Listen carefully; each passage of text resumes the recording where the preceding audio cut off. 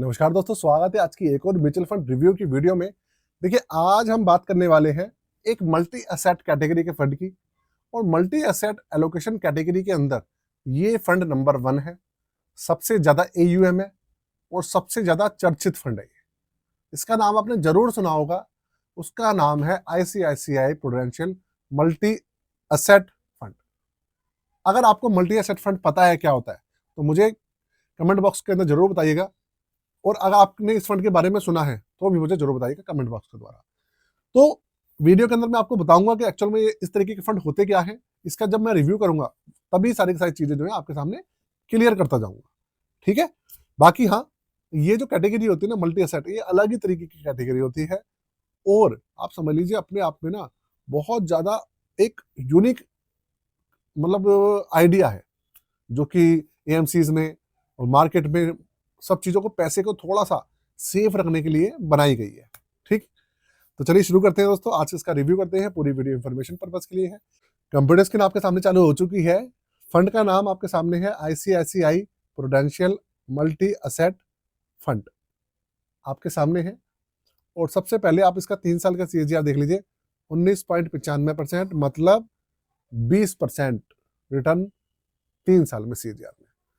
अब 3 साल का CAGR देख के आप बिल्कुल भी कंफ्यूज मत हो जाइएगा कि भाई इसकी एवरेज हमेशा ऐसी रहती है लॉन्ग टर्म में भी। ऐसा नहीं है। लॉन्ग टर्म में एवरेज जो होती है हर फंड की कम हो जाती है। ये सिर्फ 3 साल का CAGR है इसका। देखने वाली बात यह है कि इतनी मार्केट की बुरी कंडीशन में भी इसका CAGR काफी ज्यादा मेंटेन है। 5 स्टार रैंकिंग का ये फंड है और रिस्क मीटर है इसका वेरी वेरी हाई।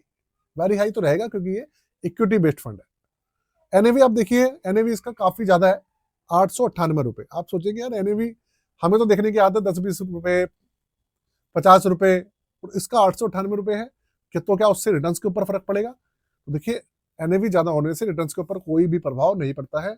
आप लोगों के रिटर्न्स उतने ही मिलेंगे जितने 10 रुपए NAV वाला जो कोई फंड था वो देता। रिटर्न्स उस हिसाब से निकलते हैं जिस हिसाब से कैटेगरी होती है।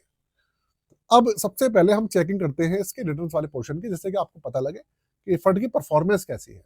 उसके बाद क्यों खास है ये, इसके अप एंड डाउन सारी चीजें हम एक एक करके चेक करने वाले हैं। अब आप देखिए 10 साल का आप CAGR देखो इसका। 10 साल का रिटर्न है इसका 17%, 17.25%। 7 साल का है 18.5% से ज्यादा।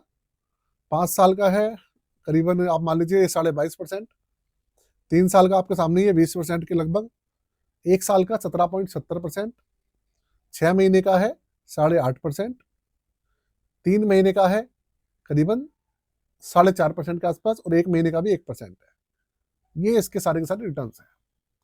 अब आप अगर इसका बेंचमार्क देखेंगे, बेंचमार्क आपके सामने ये रहा। ये ना हाइब्रिड एसेट एलोकेशन, ये एक तरीके से इसका बेंचमार्क ही समझ सकते हैं आप। तो देखिए, ये बेंचमार्क को लॉन्ग टर्म में भी देखिए बीट कर रहा है ना। 7 साल में भी बीट करा है, 5 साल में भी बीट किया है इसने, 3 साल में भी बीट किया है, और 1 साल में भी बीट किया है। लॉन्ग टर्म में हमेशा बीट कर रहा है अपने बेंचमार्क को। इसके अलावा आप देखिए इसकी जो रैंकिंग है, रैंकिंग अगर आप देखेंगे तो 7 साल में, ये देखिए 7 साल में इसकी रैंकिंग है दूसरे नंबर पे, 5 साल में भी इसकी रैंकिंग दूसरे नंबर पे है, और 3 साल में इसकी रैंकिंग है 5वें नंबर पे। समझ रहे हैं? मतलब मल्टी एसेट एलोकेशन फंड के अंदर इसकी जो लॉन्ग टर्म में इसकी जो रैंकिंग है वो दूसरे नंबर पे है। अब आप कहेंगे भाई पहले नंबर पे कौन सा है? तो दोस्तों पहले नंबर पे जो है उसको थोड़ा देखना पड़ेगा कि एक्चुअल में है कौन सा। वैसे अगर देखिए तो रैंकिंग इसकी 5 स्टार है, और मल्टी एसेट एलोकेशन कैटेगरी के अंदर 5 स्टार रैंकिंग का कोई फंड दूसरा है ही नहीं, जहां तक मैंने चेक किया है। रैंक क्रिसिल ने किसी को रैंकिंग ही नहीं दी है। तो भाई ये है इसके रिटर्न्स। आप देखिए रिटर्न्स वगैरह काफी बेहतर है। 10 साल का CAGR, 7 साल का CAGR अच्छा है, बेंचमार्क को बीट करा है, रैंकिंग अच्छी है। अब देखते हैं इसका ओवरव्यू, देखते हैं इसके चार्जेस क्या हैं, सारी चीजें कैसी हैं, उसके ऊपर एक नजर डालते हैं। 1 जनवरी 2013 इसका बेंचमार्क है, तो भाई 13 साल पुराना फंड है। पहली बात, डायरेक्ट प्लान की ये जो आपके सामने डायरेक्ट प्लान है, और इसका जो बेंचमार्क है वो काफी ना यूनिक है। वो कैसे? इसको आप देखो, निफ्टी 200, निफ्टी कंपोजिट डेट, है ना, ये डोमेस्टिक प्राइस गोल्ड, ये MC1 COMEX composite index, domestic price of silver. इतने सारे आप सोचोगे यार ये किस तरीके का बेंचमार्क है? तो भैया ये सारे के सारे बेंचमार्क ही है इसके। इसके अलावा 16.98% का इसका CAGR है 13 साल का, और 0.67% इसका एक्सपेंसिव रेशियो है। 75,000 करोड़ रुपए का AUM है इसका, आप सोचो एक स्कीम के अंदर इतना ज्यादा हाई AUM है। और इसके अलावा 5,000 रुपए से मिनिमम लमसम वगैरह इसके अंदर होती है, 100 रुपए से मिनिमम SIP इसके अंदर हो जाती है। और अगर बात करें इसका जो एग्जिट लोड है वो 1% है 1 साल के अंदर, और 30% जो है लोग 1 साल से पहले भी निकाल सकते हैं। तो ये सारा का सारा आपके सामने क्या है, रिटर्न्स वाला पोर्शन दिखाया मैंने आपको।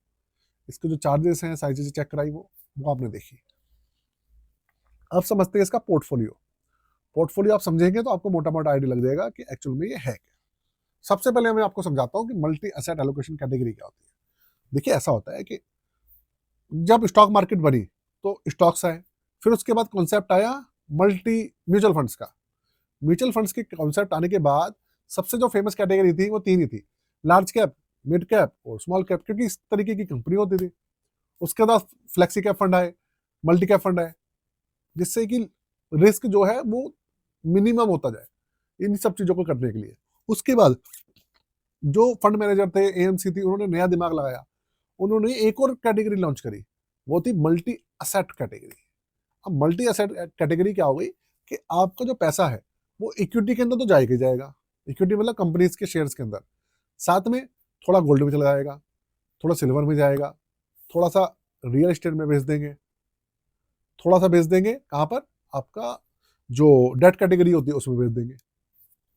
तो इस तरीके से अलग अलग एसेट क्लास में चला गया आपका पैसा, इसलिए हो गया मल्टी एसेट क्लास। इससे होता क्या है कि क्योंकि इक्विटी का पोर्शन कम होता है इसलिए मार्केट में गिरावट होती है। तो सिर्फ अब आप देखो इसके अंदर इक्विटी का पोर्शन सिर्फ 62% है। तो मतलब ये है कि जब मार्केट गिरी तो सिर्फ इस 62% के ऊपर ही फर्क पड़ेगा, यहां पर फर्क नहीं पड़ेगा क्योंकि यहां पर गिरावट नहीं हुई है।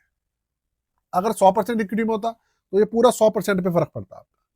तो होगा क्या, ये भली माइनस में जाएगा लेकिन ये पॉजिटिव रहेंगे, तो उससे बैलेंसिंग हो जाती है मार्केट के अंदर, ऐसे होता है।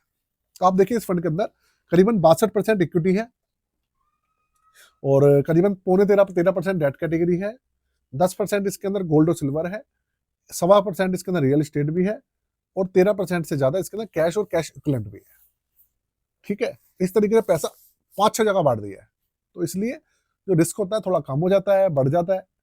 और मान लीजिए गोल्ड गिर रहा है, खाली गोल्ड में गिरावट आई तो बाकी सिल्वर उठ रहा है, सारी चीजें उठ रही है, तो आपको फिर भी पॉजिटिव रहेगा।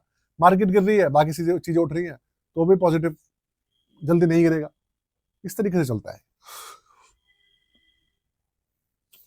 अब आप इसके अंदर देखिए जो स्टॉक्स हैं वो देखिए, इसके अंदर है टोटल 122 स्टॉक्स, और जो जायंट कंपनीज है बड़ी वाली वो है करीबन 65%, लार्ज कैप है करीबन 13.25%, मिड कैप है 19%, और स्मॉल कैप है सिर्फ 2% के आसपास।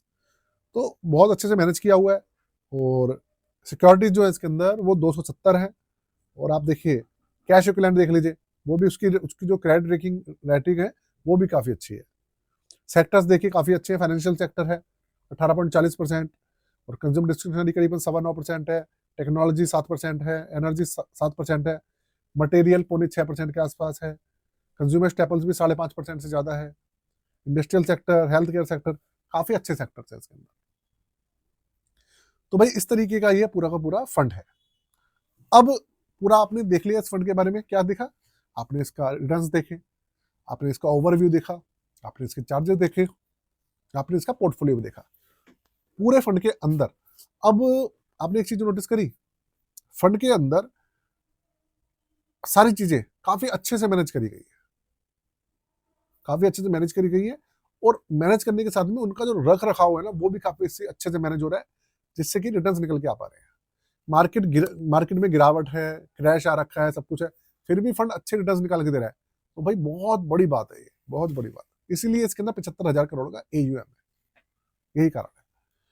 तो चलिए इसके सारे के सारे जो नेगेटिव और पॉजिटिव पॉइंट्स तो देखिए वो मैंने आपके सामने रखे हैं। अगर आप मुझसे इसका नेगेटिव पॉइंट पूछेंगे तो देखो नेगेटिव पॉइंट मेरे पास तो इसका नहीं है, अभी के समय में नहीं है। पॉजिटिव पॉइंट मैंने आपको बताई दिए हैं, और इसके अलावा कोई क्वेश्चन हो इस फंड के बारे में तो मुझे जरूर बताइएगा। ठीक है, तो आज के लिए इतना ही दोस्तों, चलते हैं। आज के लिए जय हिंद, वंदे मातरम।